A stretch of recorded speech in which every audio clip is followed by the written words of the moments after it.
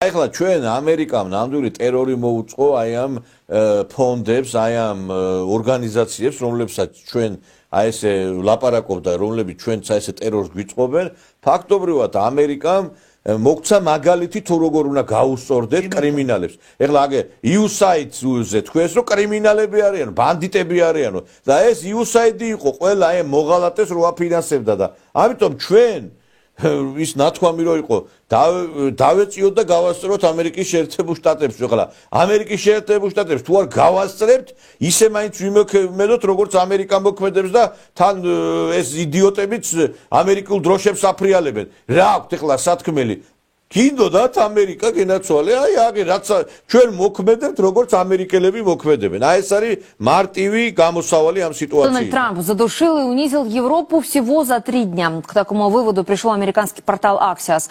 За короткий срок президент воплотил в реальность худшие кошмары Евросоюза.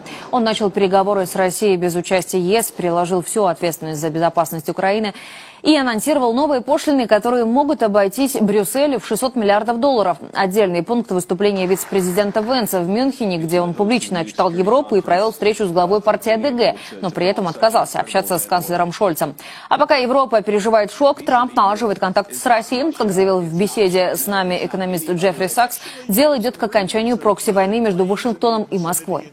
Россия с самого начала заявляла, что эта война затрагивает ее интересы в сфере безопасности, потому что США хотели расширить НАТО.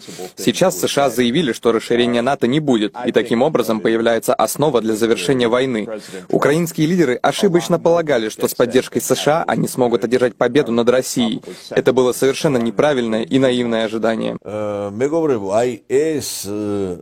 Პოზიციები, რომელიც ახლა ვლინდება ამერიკის შეერთებულ შტატებში, არის საწინდარი იმისა, რომ ჩვენც უნდა გავატაროთ ის პოლიტიკა, რასაც ატარებს ტრამპი თავის ქვეყანაში არსებული აი ამ მოღალატეთა საკმაოდ დიდი რაღაცა სექტის მიმართ, იმიტომ რომ ფაქტობრივად ბანდიტებად, კრიმინალებად არის შერაცული ხალხი, რომლებზეც მიერთებულია ჩვენი აქაური მოღალატეთა სექტა.